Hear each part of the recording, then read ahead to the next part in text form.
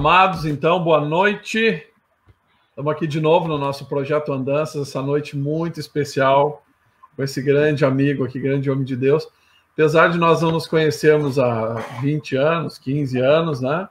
No pouco espaço de tempo que eu conheço ele, você vai entender do que eu estou falando agora, né? Nessa uma hora aqui, que vai ser pouca.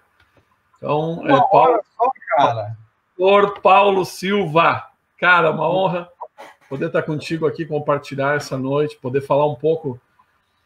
O motivo dessa live, né, é a gente poder compartilhar um pouco daquilo que a gente é, né, das nossas experiências, da nossa vida. E, cara, quando eu pensei em ti, eu sei que a gente não se conhece assim há muito tempo, mas o pouco de tempo que eu te conheço, cara, assim, é como se eu te conhecesse há 20 anos, sabe? Te admirei, assim, desde a largada. E, cara, tem uma semelhança muito forte na velocidade, né? Tem um cara que está sempre a todo pano, né? E eu me identifiquei com isso. E eu ouvi algumas histórias tuas ao longo desse tempo, de ti mesmo nos falando e compartilhando. E elas, para mim, cara, elas são um tesouro. Elas precisam... toda a experiência de vida que tu tem.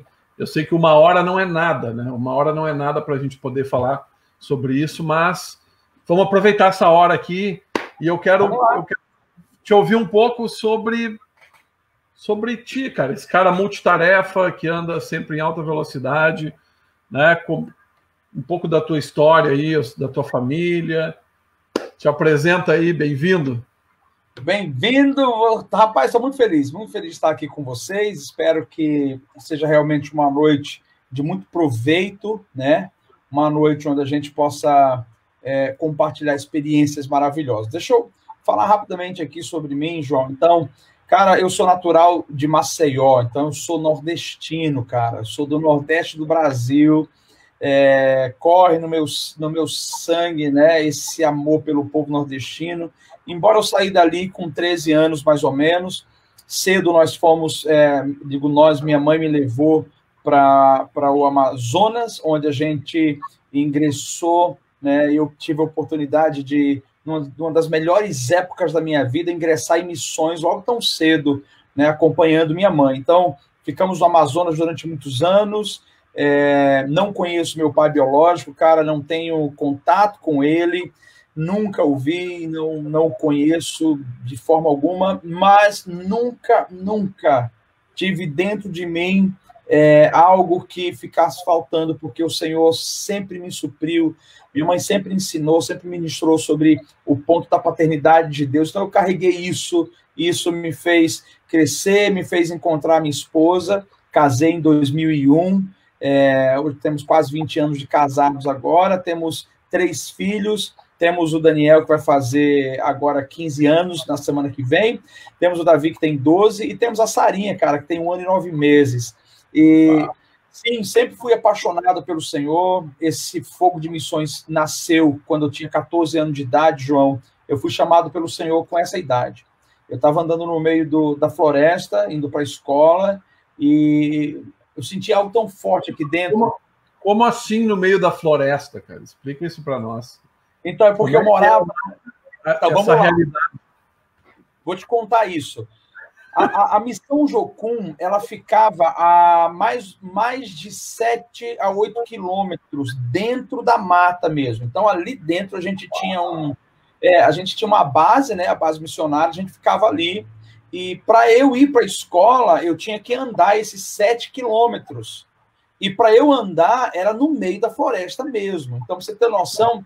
Eu levava em caminhada de 7 quilômetros mais ou menos 1h30 de caminhada. Então, se eu fosse para a escola, eu tinha que sair de casa 9h30 da manhã. Por que 9h30? Porque eu ia chegar mais ou menos às 10h30, umas 11 horas, mais ou menos, eu estava chegando no ponto de ônibus. Para pegar o ônibus meio-dia, o ônibus levava 1h15, então você imagina, chegava 1h15 no centro da cidade e tinha que sair correndo para poder chegar na minha escola certinho 1h30. Então, era muito cronometrado. E numa dessas idas, numa dessas idas, só estava eu e o Senhor, e aquele negócio apertou no meu coração assim, e o Senhor disse assim, viva para mim 100%, e eu vou ser 100% o que você precisa. Naquele dia eu pensei, eu acredito que Deus está me chamando para viver só para Ele. Então, João, daquele dia em diante, nunca fiz outra coisa, nunca tive outro desejo, nunca tive outra vontade. Todo o meu investimento, minha energia, minhas células, meus neurônios, tudo em mim é para servir ao Senhor. Eu servi Ele 100% desde então. Então, casei, tenho 3 filhos. Hoje eu sou, no Brasil, diretor da Lifestyle Christianity University, que é a universidade do Todd White. Sou também responsável aqui no Brasil, junto com faço parte da diretoria central do Pastors Coach, então estou também hoje assumindo o ministério para representar aqui no Brasil, né? Isso por conta de um relacionamento que nasceu já há um tempo. Você conhece o pastor Michael Budor, que é um dos referenciais hoje com relação à implantação de igreja, desenvolvimento de liderança. E, além disso, cara, eu sou pastor local também na comunidade bíblica Logos aqui em Londrina. Nós temos, enfim, eu tenho a paixão natural de escrever, então sou escritor, amo escrever. Para mim, eu coloco a mão aqui no teclado, cara, flui com uma loucura mesmo, eu amo. Nesse momento, estou terminando livros, né? Tem alguns livros que eu estou fazendo e deixando guardado para lançar aí seguidamente um monte, de uma vez só. Então, sou músico também, amo tocar, amo adorar, como você também é músico. E é isso, cara. A Anne, minha esposa, além de ser pastora junto aqui, é psicóloga e, diga-se de passagem, olha, tá aí, ó. Agora, uma mulher incrível. Então é isso, João. Só um resumozinho, mais ou menos, né? Cara, que incrível, cara, que incrível. Esse negócio eu ia te perguntar, que eu anotei algumas coisas para a gente poder otimizar, e eu ia te perguntar quem foi que te influenciou nessa caminhada, né? Porque eu lembro que quando eu me converti, logo, como eu já era um jovem, e eu não tinha nenhum histórico missionário, pessoas passaram a me influenciar, né? Pessoas como líderes daquele momento, mas pelo que tu está me dizendo, o negócio foi direto, assim, Deus te pegou no meio. Obviamente, João, houveram pessoas ao longo da trajetória que eu pude me espelhar, né? Então, eu ia olhando, sabendo como viver. Eu tenho uma máxima comigo, João, que é assim, ó, se você tiver um mentor na sua vida, isso é maravilhoso. Mas se você não tiver, você tem o Espírito Santo. E uma das coisas que o Espírito Santo faz em nós ele pulveriza no nosso cérebro e nos dá uma capacidade expandida, uma capacidade cognitiva expandida, para que a gente possa observar, reter o que é bom, deixar de lado o que não é bom e reproduzir aquilo que é frutífero, que é fértil, que é saudável. Então, ao longo da minha vida, cara, eu aprendi o seguinte: eu vou olhar para pessoas e eu vou pegar o melhor delas. Eu me preocupo muito em não trabalhar essa questão do julgamento que a gente trabalha. Um dos nossos valores é esse, né? Não julga, cara. A gente não fica olhando o que não presta, mas eu quero prestar atenção no que você tem de bom, o que é que eu posso absorver de você. Então, acredito que na nossa trajetória a gente vai sendo um pouquinho de cada um, pegando partículas ali. Então, ao longo do caminho, quando a gente olha, eu sempre falo, né? Quando a gente olha a arte final, né? A vida de um pastor, de um líder, a gente não imagina o que aconteceu ao longo do caminho. Eu sei que tu tem umas histórias muito legal aí, eu acho que isso é muito edificante, porque aqueles que estão começando a ter essas experiências com Deus, aqueles que olham para missões, e aqui eu falo contigo especificamente de missões, porque eu sei que tu tem uma história bem forte com missões, sim. Tanto que tu nasce e te desenvolve dentro de missões no meio de uma floresta, isso é uma coisa tremenda. E é interessante que eu lembro que eu li a história de Daniel Berg, Gunnar Wingren, naquela região lá, onde eles tinham que viajar uma semana de barco para poder alcançar uma aldeia, para pregar o evangelho. Cara, eu imagino as histórias que tu viveu, né, dessa base da Jocum, e eu acho que, como aquela do posto de gasolina, né? Que são muito edificantes, cara. Muito edificantes. Por quê? para que o pessoal que está vindo não tenha aquela ideia. A gente fez agora bootcamp, a gente vai falar sobre isso, né? E não tenha aquela ideia de que foi simplesmente uma preparação através de uma teoria e um caminho tranquilo, tipo uma escola, e foi para o ministério e chegou aqui. Eu sei que quando tu senta para na verdade, tu está escrevendo em cima de uma história. Isso. E essa história, ela é recheada de acontecimentos bons e acontecimentos não tão bons, né? Aqueles que têm dificuldade, que a gente passa o aperto, né? Eu queria que tu contasse para nós um pouco sobre esses acontecimentos. Eu sei que tu é um cara que já viajou para diversos lugares aí no mundo, tem toda uma história de ajudar pessoas, né? Eu sei que o teu coração é esse, é levar o evangelho para as pessoas a fim de levantá-las, né? De levar para a sua origem, né? Então, fala para nós um pouquinho dessas. Vamos lá.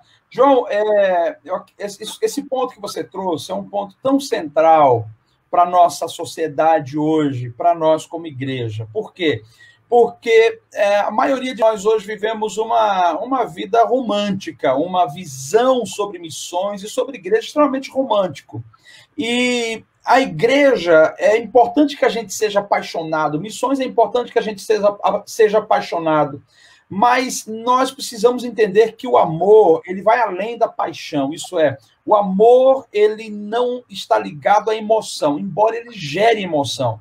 O amor, ele é diretamente o compromisso.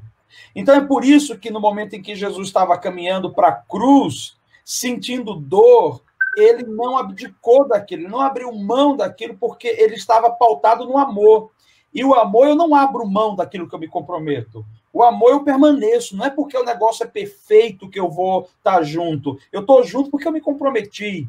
Então, essa ideia romântica tem roubado, na verdade, a energia dessa geração. Porque hoje a gente espera, João, que esteja tudo pronto, que as coisas estejam arrumadas, e se não tiver um bom som, se não tiver um bom equipamento, se a gente não tiver um bom carro, então a gente coloca condições para Deus. Cara, eu louvo a Deus, eu vim de uma escola, meu irmão, onde nós fazíamos acontecer. Nós recebíamos a missão do Todo-Poderoso e a gente dizia assim, ó, é para fazer isso, é para fazer. Nós íamos atrás dos recursos, nós gerávamos, Quer falar? Não, né? Não, pode. Você estava querendo falar. Então, nós gerávamos os recursos e nós implantávamos. Nunca precisamos de dinheiro para fazer a obra de Deus, porque eu sempre acreditei que a obra de Deus, ela já vem com um cheque pré-assinado do Senhor. Então, nós não precisamos do dinheiro, nós precisamos de uma visão.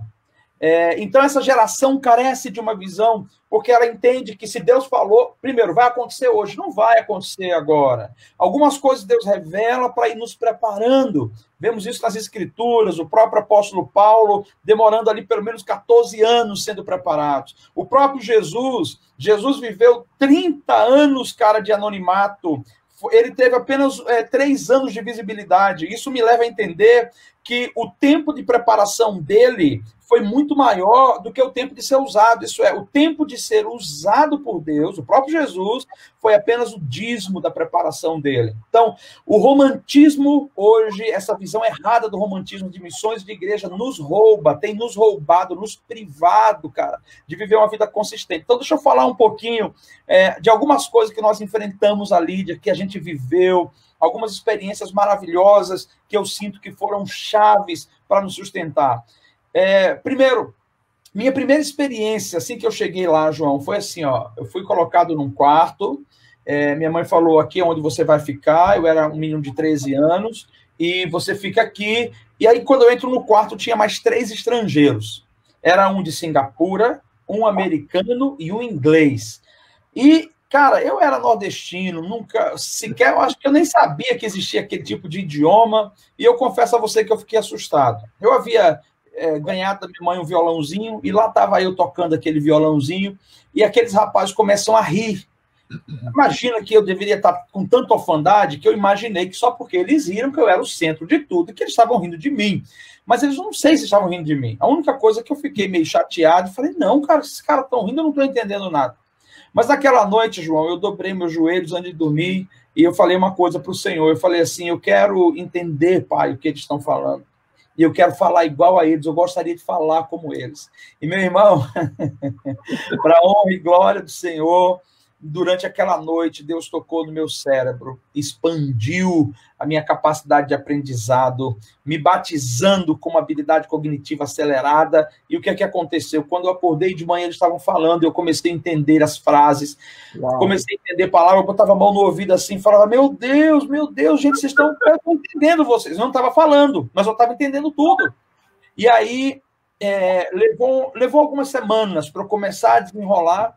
E para você ter noção, era uma época muito chave ali na missão, ia acontecer, o nome é Universidade das Nações. A Universidade das Nações é a universidade da missão Jocum, né? Então, Loren Cunningham fundou isso e ia ter aquela conferência da Universidade das Nações. Gente do mundo inteiro estava ali. A questão toda é que começa a chegar uma equipe adiantada e não tinha tradutores. Na missão ali não estava com tradutor. E eles me viram naquele momento que o Senhor tinha me habilitado para aquilo. Paulo, você já está conseguindo entender, você vai para a rua com eles. A minha primeira experiência realmente dentro de missões foi na rua, traduzindo sem nunca ter feito uma aula de inglês. Eu comecei a traduzir. E assim, João, olha só que interessante. Meu Deus! O que eu não entendia, eu ouvia a tradução. A tradução vinha, eu ouvia uma voz e eu falava aquilo ali. E assim, começamos a ver dezenas e centenas de pessoas naquelas cruzadas se convertendo. Cara, então eu nasci nesse ambiente do sobrenatural. Eu nasci onde as pessoas entregavam a sua vida pelo evangelho sem barganha. Sem dizer, eu vou, mas se o senhor fizer isso, não, assim, o que é que o senhor quer? Missão dada, é missão cumprida, e a gente ia lá. Então, começou desse jeito, e eu comecei traduzindo, me envolvi com isso. A minha próxima estação mesmo de aprendizado foi onde eu comecei a colocar em prática, que é uma das coisas que a gente realmente fala e ensina aqui na nossa igreja, e em todos os cursos e escolas que eu ensino constantemente. Eu digo o seguinte: não adianta saber, você precisa colocar em prática. O ser humano, ele não aprende quando está sentado ouvindo uma palestra. Ele aprende, de fato, quando ele coloca em prática aquilo que ele ouviu. Isso é maturidade. Então, eu comecei na fase da minha adolescência, fazendo um projeto com Deus. Eu disse assim, eu quero ganhar minha escola para Jesus. E naquele ano eu me comprometi em fazer a diferença ali. Então, eu já cheguei dizendo, eu sou cristão e eu estou aqui para mudar a realidade mesmo, eu quero mudar. Eu tinha 15 anos de idade e eu já fui procurar a direção, e eu procurei a direção. Fala, Gonçalo, diretamente de Portugal, que bom que você está aqui. Tem uma galera boa chegando aí, João, assistindo a gente, tem um pessoal bom. E aí eu chego na escola, João, eu já vou falar com a diretora, e eu falei com a diretora assim, olha só, eu tenho uma proposta. Eu quero passar esse ano inteiro orando quando a gente começar, antes de entrar para a sala de aula. E a diretora falou assim, tudo bem, mas não ore todos os dias, ore uma vez só por semana. E me abriu a oportunidade de orar uma vez por semana.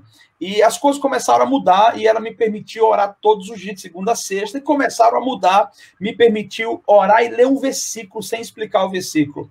E aí eu pedi uma sala, e eu coloquei o nome naquela época de clubinho, e eu juntava, cara, os meninos. Agora, deixa eu te falar. Cara, com 15 anos isso. Com 15 anos, João, o Espírito Santo vinha naquela sala da escola, a gente tinha ali 15, aí foi subindo para 20, para 30, as pessoas eram batizadas, João, pelo Espírito Santo, de uma maneira incrível. Eu começava a tocar, falava um pouquinho, mas eu começava a tocar, e, cara, as pessoas começavam a cantar junto, e aí falavam em línguas e línguas. Então, assim, houveram muitas conversões. Foi tão forte que a direção passou a me procurar e dizendo assim, ó, nós estamos com um projeto, o que é que você acha de orar para ver se a gente deve aceitar ou não, deve fazer ou não? Então, naquele ano, realmente Deus abriu e deu favor. Virou profeta da escola, cara. Virou profeta da escola, João. Deus deu muito favor. Agora, é preciso ter compromisso com aquilo que você diz ao Senhor, que você aceita como missão. E havia muita investida contra mim, né? Havia muitos ataques de meninas que queriam namorar comigo. Eu tinha feito um compromisso com Deus que eu só iria namorar com a pessoa que eu fosse casar. E aí encontrei minha esposa. Olha aí, ela testemunhando aí. Encontrei a Anne, né? Mas enfim, nessa época, duas meninas fizeram uma aposta lá, dizendo assim: peraí, nós vamos ver se ele não vai beijar a gente. E, cara, um dia eu estava fazendo a aula, copiando a atividade, e de repente uma delas fala assim, o rapaz chega e fala assim: ó, a menina disse que você pode dar um beijo nela. Eu falei: não quero. Não, você vai dar um... Não quero. Eu tenho um compromisso, cara. Não, só vou beijar uma menina, que é a mulher da minha vida. E naquele dia, rapaz, me chamaram de gay. E aí eu falei: não, mas aí vocês já estão abusando. E o cara falou: você é gay mesmo. Eu não sei o que deu na minha cabeça. Eu falei: se eu ficar parado, esses caras não vão nunca mais parar. Aí eu peguei ele pelo colarinho aqui, ó. Levantei ele acima de mim na parede da escola e falei: é a última vez que tu me chama de gay, cara. Eu sou crente, mas não sou besta, não. Então você para com essa palhaçada aqui. Nunca mais houve aquilo. Mas assim, tô contando para você entender que não é só flores, né? Mas por conta dessa ação, a escola se abriu para o reino de Deus. Houveram muitas conversões. Sabe o que é bonito de tudo? Há mais ou menos uns 20 anos depois, eu fui pregar sobre paternidade na igreja do Anderson Silva. Sabe o careca, todo tatuado de Brasília? Fui pregar na igreja dele há um tempo atrás aí. E aí eu encontro lá a diretora dessa escola. Uau! E a mulher chorando, eu não lembrava dela. Chorando. Ela chamou o marido, ela falou: olha a pessoa que marcou as nossas vidas. E ela falou assim: menino, você hoje veio aqui para me dar uma injeção de ânimo, de entender que naquele tempo o Senhor falou comigo. E hoje eu tenho o Senhor por conta daquelas experiências. Enfim, são coisas assim, João, que faz a gente andar, né, com convicção e com alegria. Enfim. Que tremendo, né? Que tremendo. A gente sempre... eu já li muitas histórias de avivamento, né? A gente sempre... ouvi falar, tipo, Evan Roberts, né, e aquela, toda a história dele, da oração e da dedicação. Mas, cara, isso é uma história de avivamento. É isso aí. Eu tenho um amigo aqui que Deus usou para fazer uma grande transformação numa escola, né? Escola inteira, João. Uma escola inteira. Isso é demais, porque quando a gente fala nessa transformação, parece que a gente está falando de religião, né? Parece que a gente está falando de... os crentes foram lá na escola e conseguiram convencer todo mundo a virar crente, né? Mas eu sei que eu tenho as minhas experiências, né, com Deus nesses 30 anos e cara, como é assim, testemunhar daquilo dentro de tudo isso que Deus fez. Transformações de vidas, de pessoas, né? De pessoas que elas não se entregaram para uma religião. É como aquela caminhada lá na floresta. Acontece um negócio aqui dentro que transforma de dentro para fora e muda a direção das nossas vidas. Eu acredito que a tua diretora lá, quando ela te viu, ela lembrou disso. Daquele dia que tu apertou o botão lá, que Deus te usou para apertar o botão. É isso aí. E um negócio dentro dela arrebentou. É isso aí. Com uns 15 anos lá, tu deve ter visto, assim, dentro desse processo, diversas situações. Tu lembra de alguma, assim, em especial, um colega de aula? Lembro de endemoniados. Lembro de meninas que levantavam as camisas para mostrar o seio, para dizer: não, você vai ter que cair. Lembro de momentos específicos onde alguns deles chegavam chorando do meu lado, com droga na mão, dizendo assim: cara, eu não aguento mais, o que é que eu devo fazer? Um desses que chegou com a maconha para me oferecer, João, foi tão tocado, batizado pelo Espírito Santo, esse menino ficou louco, ficou radical por Cristo. Então, nós impactamos de tal maneira que as diretoras, os professores participavam dessa nossa sala. Eles tiveram que nos dar a quadra uma vez por mês de tão grande que se tornou o movimento. Isso por quê? Porque eu disse sim e porque havia outras pessoas que ficaram famintas e sedentas. E essa mensagem que foi criada ali, naquele tempo, continua sendo a mesma mensagem, primeiro, que me incendeia hoje e que continua incendiando outros. Ó, se tiver alguém comigo aqui que está fazendo o Fator 40 ou a nossa escola Paz de Destinos, escreve aí o nível de transformação, o que Deus tem falado com você, como tem sido transformada a sua vida. Manda aí que a gente vai vendo por aqui, a gente quer acompanhar. Nós vamos ter um pedacinho aqui só Bootcamp Fator 40. Nós estamos chegando aqui no meio do nosso tempo e nós já vamos partir para isso, porque, cara, eu não vou adiantar agora, né? Eu vi naquela semana que começou o Fator 40 ali, eu pude visualizar e ter testemunho. Vamos falar isso, daqui a pouquinho disso aí. Vamos. Mas deixa eu te falar um negócio. Ontem meu filho estava perguntando para mim, porque ontem a gente teve um momento aqui na igreja onde eu trouxe algumas definições de datas para o meu povo, onde o Senhor está nos dando alguns direcionamentos. Eu já compartilhei contigo acerca do mover que vai acontecer aqui no Paraná de 100 mil almas. E meu coração está acelerado, porque nós chegamos, enfim, a esse momento agora de começar a preparar, estamos dando os primeiros passos, Deus descortinou para nós as estratégias, nós vamos ver aqui no Paraná, João, um mover de discipulado muito grande, onde conversão não é alguém levantando a mão, dizendo, eu quero, isso é um processo da conversão, mas a gente vai ver um mover muito grande de pessoas voltando ou experimentando o primeiro amor, e nós estamos querendo nessas 100 mil almas. É isso aí, Elaine, Deus abençoe, Deus abençoe. Nós estamos escrevendo o primeiro livro aí, ó, viu? A Elaine está no processo, essa escola está ativando ela, na verdade, está ativando a Elaine. A Elaine é nutricionista e é incrível, ela carrega muita coisa de Deus. Aqui o Anderson também, enfim, cara, tem um monte de gente aí com a gente que daqui a pouco vai começar a mandar os testemunhos aí falando também, mas deixa eu te falar. E aí, falando sobre as almas que serão salvas aqui no próximo ano, né? Que é o Gonçalo de Portugal, muito bom, Gonçalo, que você está aqui com a gente.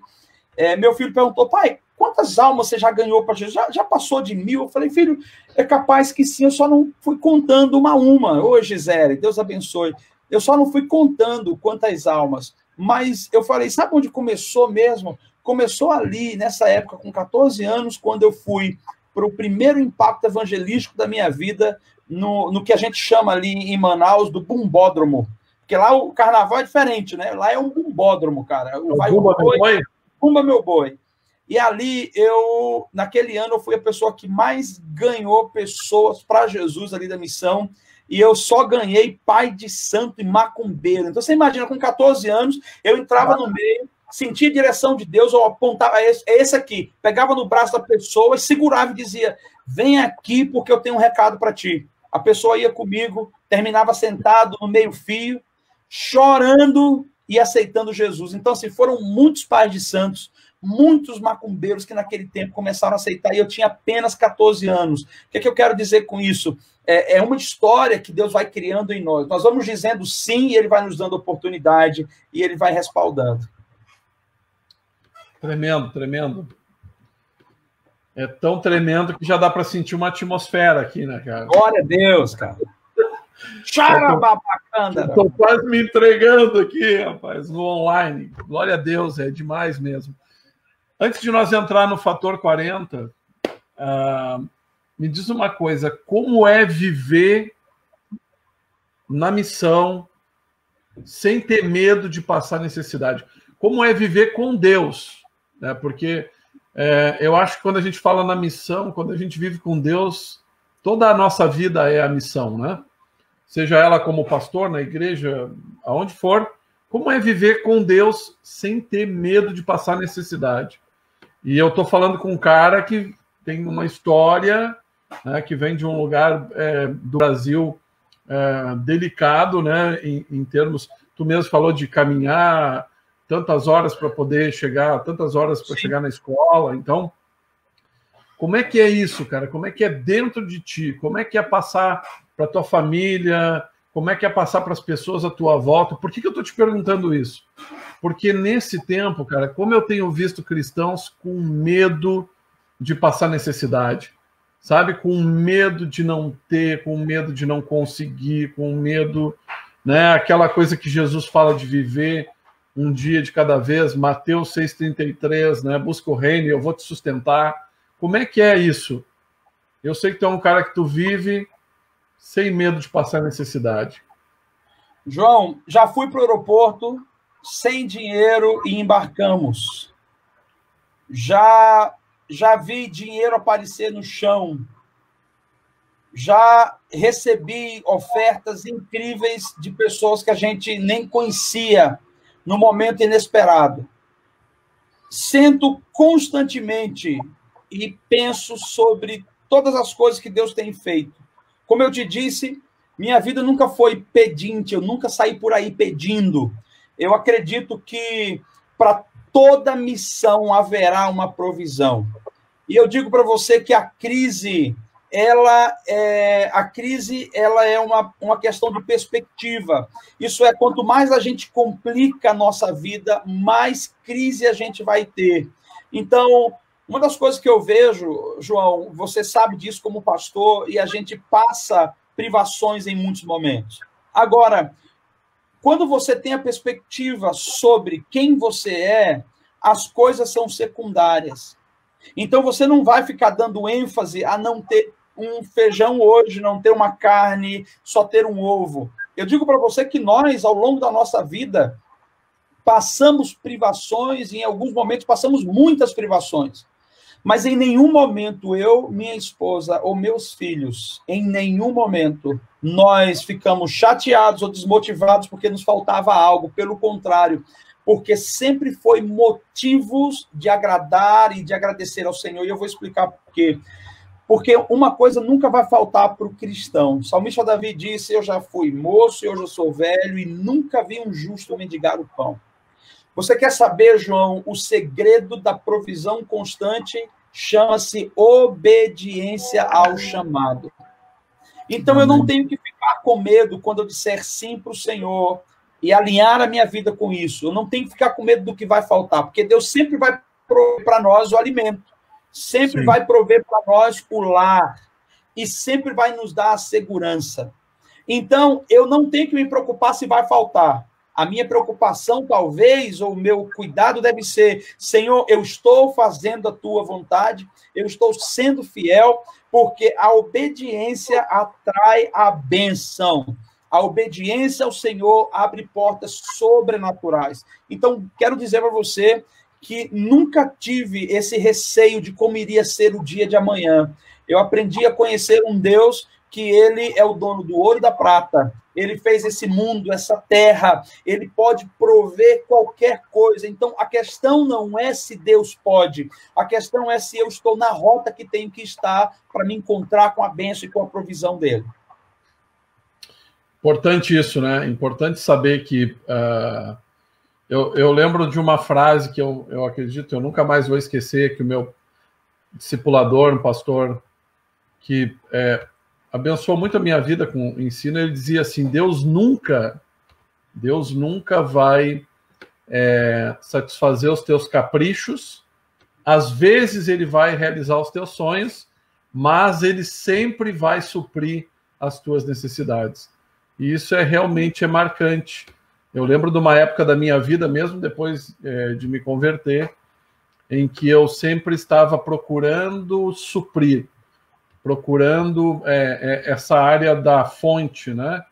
Eu sempre lutava com essa área da fonte, e eu lembro um dia que eu estava fazendo um curso e um amigo meu que estava ali comigo, né, passando aquela aula, abriu o livro e eu olhei e o Espírito Santo falou comigo, era justamente naquela área, colocando no meu coração a frase: Deus é a fonte, Ele é a fonte.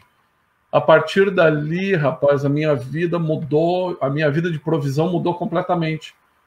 Porque eu passei a acreditar veementemente que Deus é a fonte. Nunca foi o meu salário, nunca foi o meu trabalho, nunca foi as minhas capacidades, Então, e foi muito libertador isso, muito libertador, porque eu parei de tentar produzir esse meu sustento, né? E aí começou a se tornar real a palavra que ele vai nos sustentar, ele vai cuidar de nós. Não é que nós não vamos ter que trabalhar, não é que nós não vamos ter que fazer a nossa parte, nós vamos ter que fazer, e trabalhamos bastante, né? É isso aí. Muitas horas nos gastamos, né? Mas com um propósito, né? E é tremendo isso, né? Poder viver sem ter medo, né? Sem de repente negociar com Deus, né? Aí eu preciso, né? Fazer algum tipo de negócio para que Deus continue me mantendo ou para que eu não perca isso. E uma palavra que tu falou aí que marcou também minha história foi obediência, né? Obedecer é uma coisa que para mim é muito importante, ainda mais nesse tempo em que parece que nós podemos viver um amor sem compromisso, né? Se abriu uma lacuna, eu acho que Satanás faz muito bem o trabalho dele, né? Vamos dizer assim, de transformar uma verdade em uma mentira, e isso acaba resultando numa série de problemas, mas nós sabemos, né, que essa obediência, esse seguir o propósito, né, andar no caminho que ele está dando é de suma importância. Mas, meu amado, estudar, conhecimento. Vamos entrar no bootcamp agora. Vamos lá. Eu quero deixar o fator 40 por último, cara, porque eu acho que ele é a cereja do bolo, né? Eu estou falando por aquilo que eu já vi até agora, né? Eu quero compartilhar isso, eu quero te ouvir.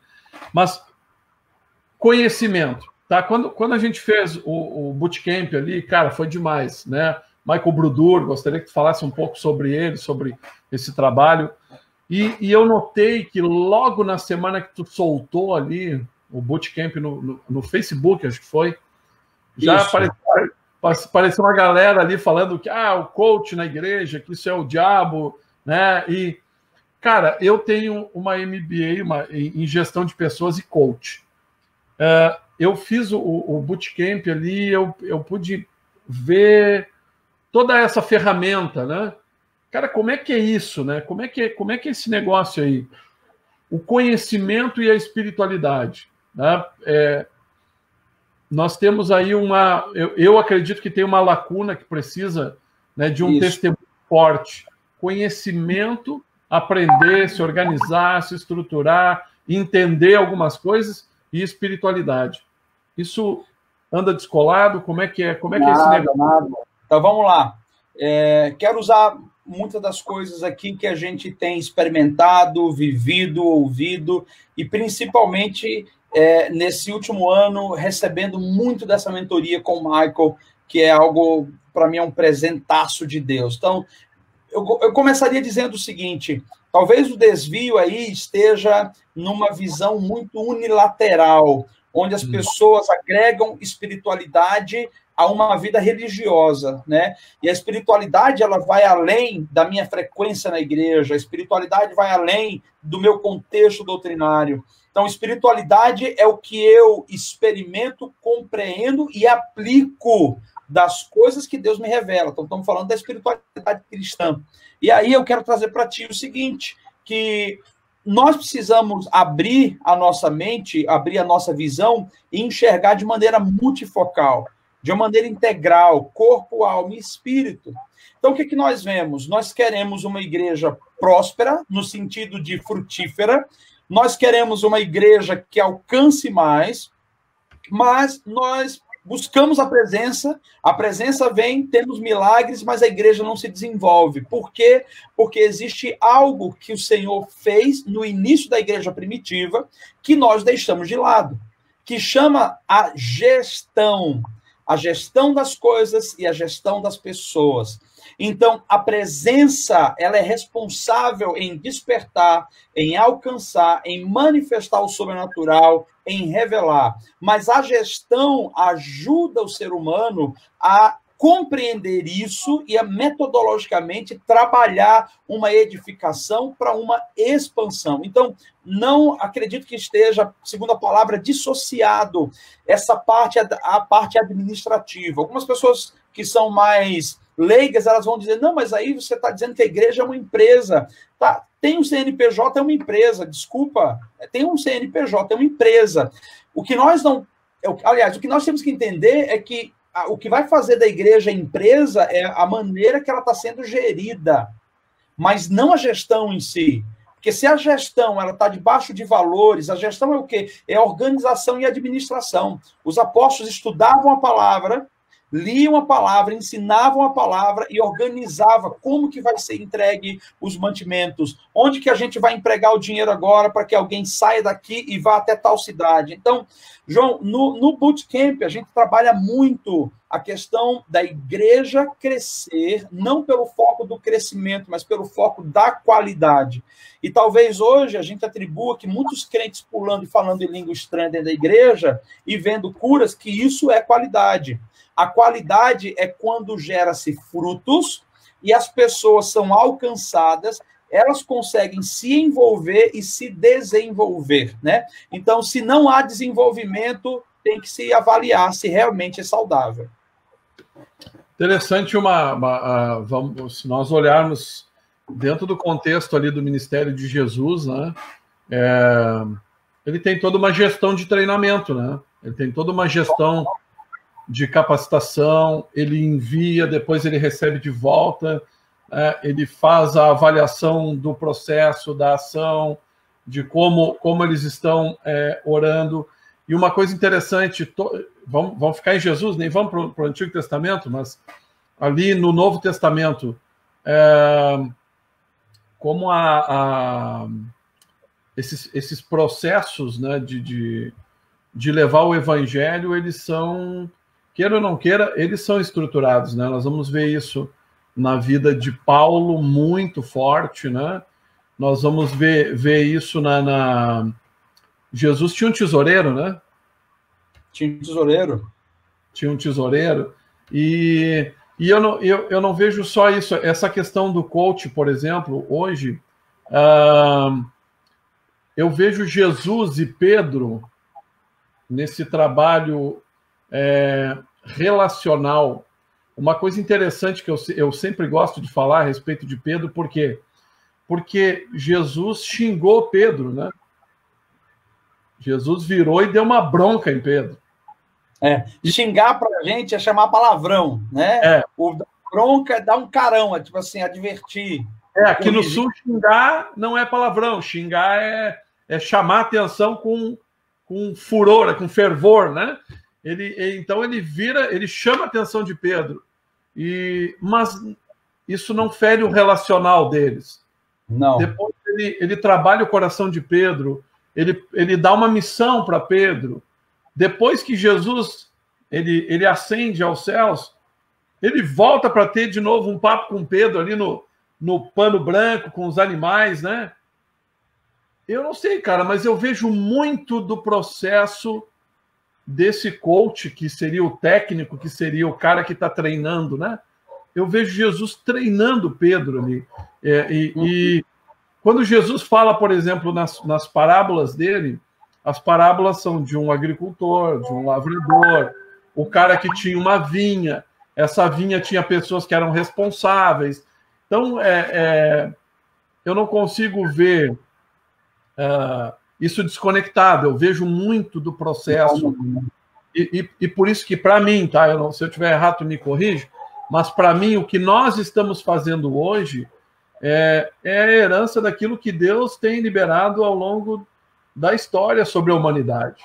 Né? Porque se nós pegarmos a escola de discipulado, agora vamos lá para o Antigo Testamento, né?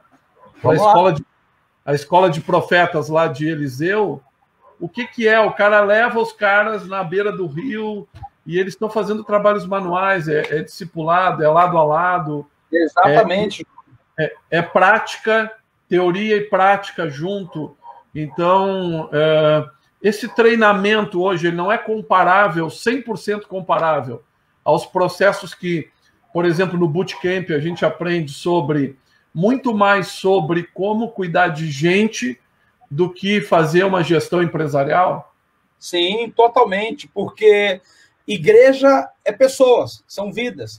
E uma das coisas que o Michael ensina, e diga-se de passagem, Michael Bludou hoje é uma das maiores autoridades que trabalha com grandes igrejas no mundo, das pessoas mais relevantes. Uma das coisas que ele fala com muita frequência é sobre o modelo que Jesus desenvolvia os seus discípulos.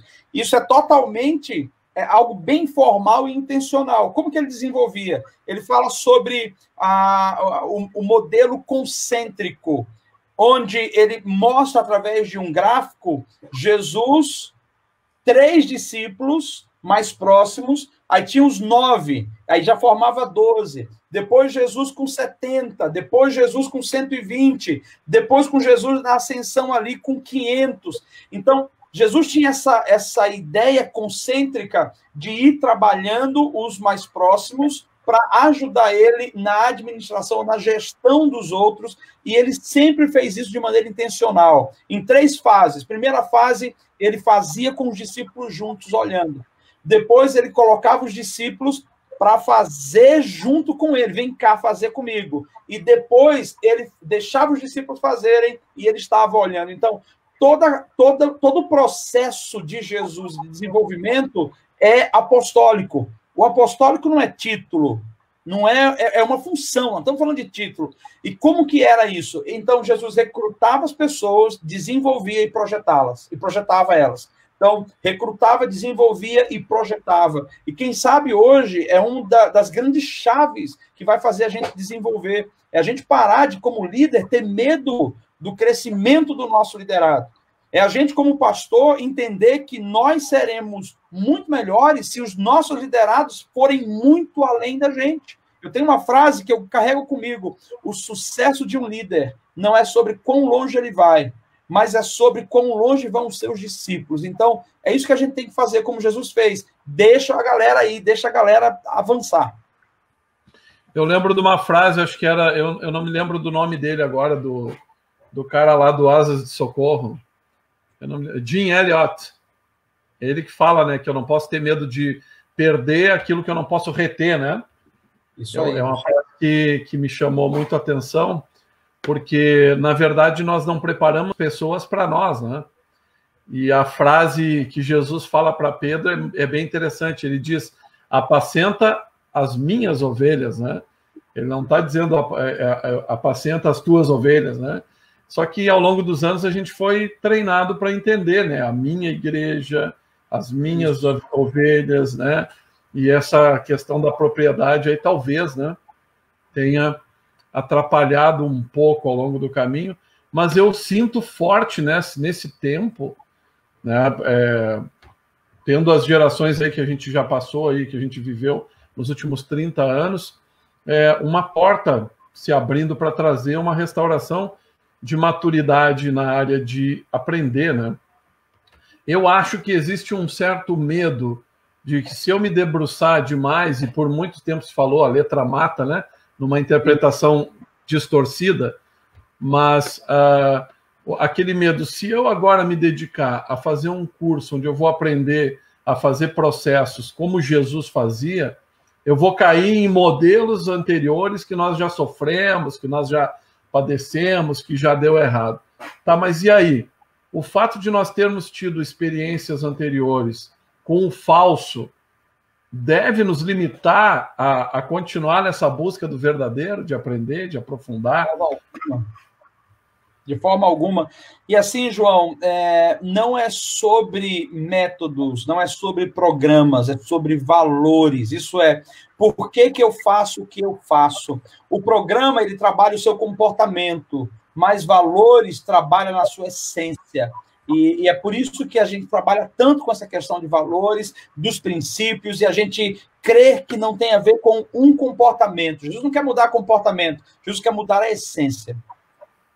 É verdade, eu tive o privilégio aí de tu me abençoar e eu poder fazer o bootcamp agora esse ano.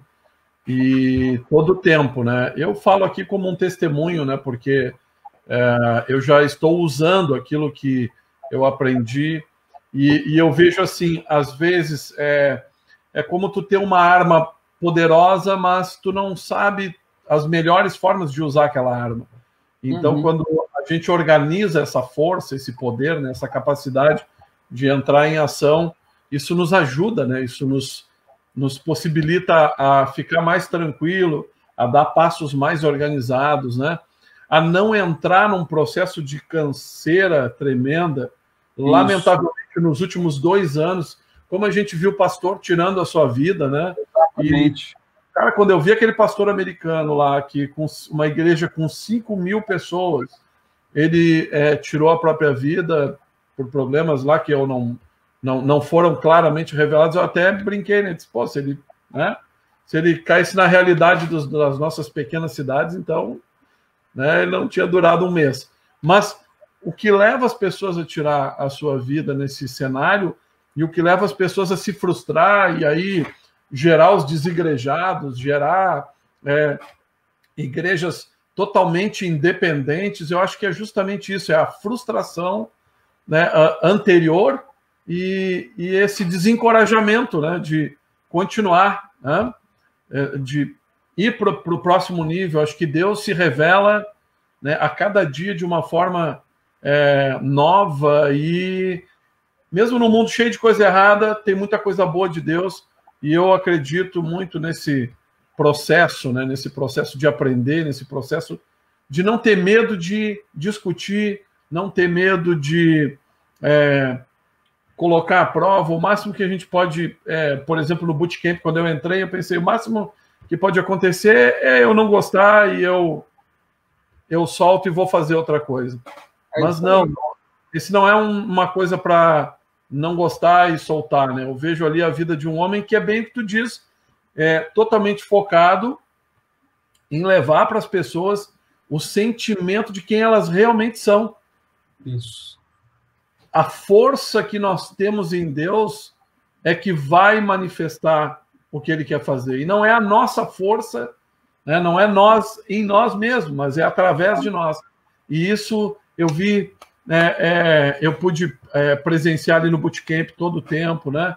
É o que a gente tem procurado ao longo de uma vida viver. E isso Exatamente. É muito bom. É demais, assim, a gente poder ver aqui os testemunhos.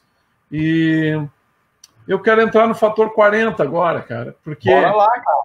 O bootcamp, eu sei que tu tá eu não sei quanto tempo, né, com o Michael Brudur. 1 ano e pouquinho. Eu não sei quanto tempo tu tá com o Todd White nesse trabalho. Quase 2 anos, 1 ano e meio. Mas eu tenho uma pergunta aqui que eu quero que tu me diga se faz sentido. O fator 40, ele é o resultado da tua vida e não desses 3, 4 anos. Isso aí. Fator 40, João, é resultado de toda essa história que eu comecei a falar para você. É algo que não foi escrito num livro, é algo que foi escrito no coração. Fator 40, cara, na verdade, as pessoas se assustam. O fator 40, o que é isso? Alguns já disseram, é uma religião, isso é coisa da macumba, os espíritos estão fazendo isso, cara, nada disso. Fator 40 é justamente o ponto básico onde as escrituras nos mostram o número 40 em evidência. O número 40, ele fala sobre processos, mas principalmente sobre uma palavrinha que a gente tem apenas ela em inglês, chama-se reset. E esse é o fator 40. O fator 40, ele dá um reset para poder reprogramar, ou melhor, para poder fazer o que a gente chama de atualização.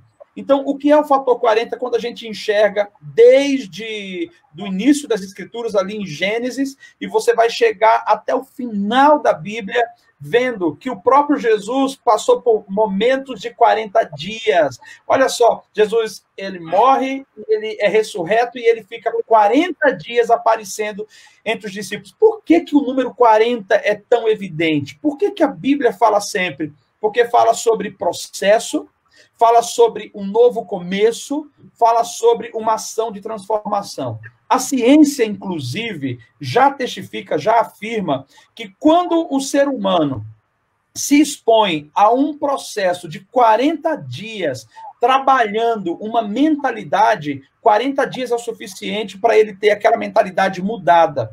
Isso é, nós estamos declarando que através da Bíblia é possível mudar um hábito em 40 dias. Se você se aplicar, se você seguir o que a gente está apontando, que é bíblico, não é nada meu, eu simplesmente coloquei em termos didáticos, né, pedagógico, mas ali é o Senhor falando. E vou te dizer, João, eu estou surpreendido. Nós já abençoamos aí quase 900 pessoas nesses últimos 60 e poucos dias. Você tem noção disso em plena quarentena? As nossas primeiras aulas, João, ela é de 10 da noite até um pouquinho mais de meia-noite, e a galera entra e fica ali. No último agora, nós tivemos pessoas sendo batizadas com o Espírito Santo através da tela. 3 crianças junto com a mãe, 3 crianças. 6, 8 e 10 foram batizados com o Espírito Santo, falando em línguas. Nós vimos visões acontecendo, pessoas caindo, a situação acontecendo. Sabe o que é isso, João? É o poder da mensagem, é o poder da palavra. Então, nós estamos declarando que com o fator 40, existe toda uma metodologia para ajudar a primeira pessoa a entender. A mudança de hábito está em eu preciso entender o que eu quero mudar, e eu preciso aplicar algumas situações que a gente explica dentro, aplicar na minha vida. E aí ela vai passar conosco um processo de 40 dias. Acabamos quase na vigília. Teve um que começou 10 da manhã e acabou 3h30 da manhã, João. Glória a Deus! Então, deixa eu até falar, fizemos um, lançamos o outro, já estamos para acabar o segundo, e nós estamos entrando no terceiro agora, que vai ser em setembro. O Senhor me deu uma palavra específica para esse de setembro, e ouvindo todas as pessoas, que nós temos mentorias com elas semanalmente, uma turma muito grande aí juntos, e nós temos visto Deus curar, desde pessoas... deixa eu te contar uma aqui rapidinho. Uma jovem, na primeira mentoria do Fator 40, ela falou assim... eu quero falar que eu tenho muita dificuldade em algumas áreas, porque eu fui violentada quando eu era mais jovem, e desde então a minha alma se fechou, eu tenho problemas, eu tenho medo, eu tenho inseguranças, e o Fator 40 foi trabalhando com ela. Ela chamou a gente e testemunhou isso no último, chamou todo mundo ali, né, na mentoria, e ela falou, eu quero agradecer, porque eu entendi algumas coisas. A primeira coisa é que eu não sou uma necessitada, eu sou uma doadora.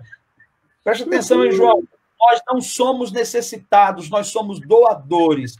Todo mundo que tem Cristo tem o suficiente, tem um arsenal dentro de você.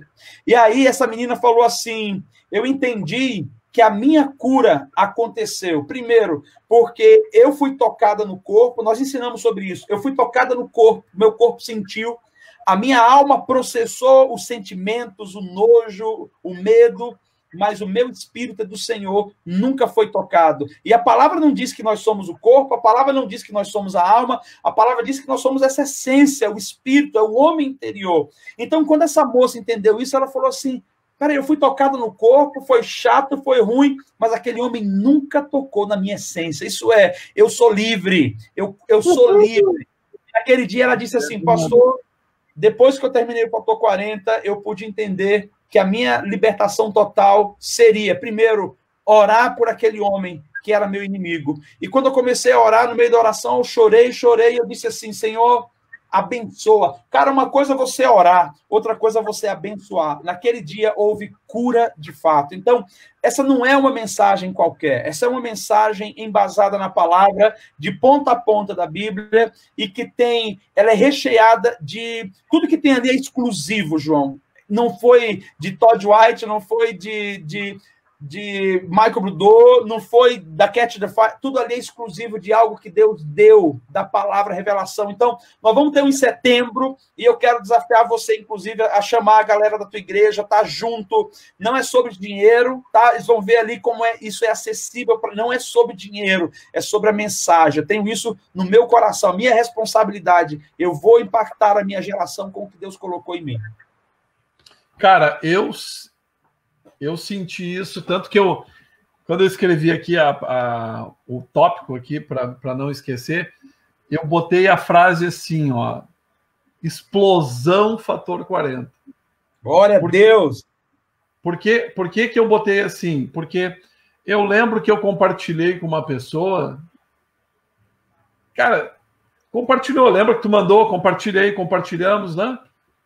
E no outro dia, essa pessoa me mandou uma mensagem agradecendo muito. Ela disse, eu tenho que te agradecer muito, né, por isso. E sabe o que é tu sentir essa atmosfera? Alguns dias que tu colocou ali para a gente olhar ao meio-dia, né? Eu te acompanhei. Tu sabe que a gente tem a vida muito corrida, eu faço muitas coisas e eu procuro, né, dentro do tempo ali. E eu olhei, cara, esse negócio tem uma atmosfera de empolgação. E eu tô todo arrepiado agora porque eu sei, cara, que essa atmosfera é que libera esse negócio. Amém.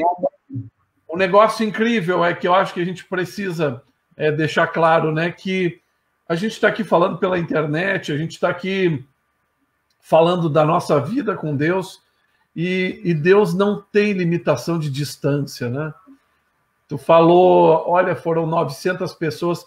Imagina geograficamente aonde essas pessoas estavam em relação a ti. Então, Deus é tão bom, Ele quer liberar esse negócio do céu sobre as pessoas, Amém. né? Amém. Pessoas da Inglaterra, pessoas do Brasil inteiro, pessoas da Inglaterra, pessoas de Portugal, tinha pessoas, cara, tinha alguns países aí, Estados Unidos, então foi uma coisa incrível, vai ser mais ainda. Isso é demais, cara. Eu acredito que tu está escrevendo esse material porque ele é importante. O conhecimento nos permite formar, né, a nossa biblioteca, o nosso acervo, né? Isso. Mas a manifestação de Deus transforma a nossa vida, né? Isso aí. Eu vejo esse momento assim na tua vida, isso. Deus liberando essas duas fontes ao mesmo tempo, né?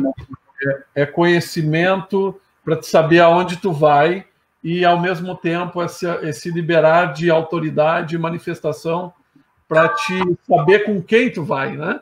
Então, amém, é isso. Não sei se isso faz sentido para ti, mas totalmente. Eu estou vendo isso, né? Que Deus possa te usar cada vez mais e mais, né? E que as nossas vidas possam ser abençoadas pela tua. E eu encorajo aqui todo o pessoal da igreja aqui a acompanhar, né? A estar junto, né? Porque nós confiamos, eu confio em ti, né? A gente já pôde estar junto algumas vezes. Sei que a gente brinca pra caramba ali no grupo, né? Às vezes parece... mas brincar é bom, cara. O evangelho... Parece uma separação de estados ali que vai ser, o negócio vai virar uma guerra civil ali. Brincar é bom. Mas é muito bom, cara. É bom demais mesmo. A única coisa que eu não gostei de hoje é porque você separou só 1 hora pra gente conversar. Então... Nós podemos ficar aqui quanto tempo quiser. Mas você marcou, mas fazemos uma outra com calma para poder também não cansar a galera aí. Porque tem muita coisa que a gente poderia conversar ainda, hein, João? Então, esse projeto do Andanças era justamente isso, Paulo, para te poder marcar as nossas vidas com a tua vida. Eu acredito que Andanças é isso, a gente ouviu o Rodrigo, o Maruan, pessoas, o Anderson, né, pastor Anderson. Aliás, até agora, eu preciso dizer que um dos melhores andanças foi com o Anderson, né? Porque foi o único andanças que eu fui recebido com churrasco e tudo mais, né? Uau! E foi tremendo. Mas é isso, é poder compartilhar a tua vida. Eu tinha certeza... Eu pensei assim, quando eu criei o projeto, cara, é aquelas pessoas que a gente andou há 10 anos, há 15 anos, né? Que fazem parte da nossa história. E aí eu pensei assim, mas o Paulo, cara, o que ele vai pensar? Porque a gente se conhece há poucos anos, né? Mas eu disse, não, cara, é como se fossem 20 anos olhando para a tua vida. Tua vida é inspiradora, né? A gente acompanha ali tua realidade com tua família, né? Com a tua igreja. E eu tenho aprendido através da tua vida. Isso é demais, isso é muito bom. Eu acho que o pessoal pensa assim que o projeto Andanças é só para edificar a vida dos outros. Não, cara, edifica muito a minha vida, poder voltar no tempo, poder comer isso que vocês estão falando, poder ouvir as pessoas dizendo aqui, e o pessoal que está nos vendo aí no Facebook, né? Essas pessoas que testemunharam aqui, que colocaram que realmente a vida delas tem sido transformada, é real, é gente, viu? Não são figurinhas que a gente separou, né? Mas são pessoas que foram tocadas, como eu fui tocado profundamente, né? Eu também tenho uma história aí de 30 anos com Jesus e fui tocado profundamente, e o Paulo, né, está aí nos presenteando essa noite com toda a história dele. Muito obrigado, Paulo, mesmo, valeu por esse tempo. Eu que agradeço, cara. Você é um homem de Deus, eu sei que você aí como secretário de Educação de Butiá tem uma responsabilidade muito grande nas mãos, mas Deus vai te usar de uma maneira incrível, João. Deus vai te usar para conectar. Você vai conectar regiões aí, cara, vai conectar municípios, vai conectar corações. Então, Deus te chamou como um conector, isso é o que você é. E você vai edificar polos, vai edificar pessoas, e Deus te chamou para construir. E a tua construção não é só na igreja local, a tua construção é além. Você tem uma construção em cima de uma base que a gente chama de influência. Então, você é um mobilizador. Através dessa construção, você mobiliza para projetos, mobiliza para intercessão. E eu quero, se você puder anotar isso aí que eu quero falar para você, anote no seu coração. Você vai ser usado na sua região aí como um grande mobilizador. Deus vai levar você para juntar grandes homens de diferentes linhas para repensar a educação, para repensar transformação social. Então, se prepare, que Deus vai te usar como pivô nisso tudo. Deus abençoe, cara. Esse homem é isso aí, cara. Tu fala com ele, ele já profetiza. É experiência, transformação, é presença. Paulo, te amo. Muito obrigado. Um beijão no coração. Um beijo para toda a família.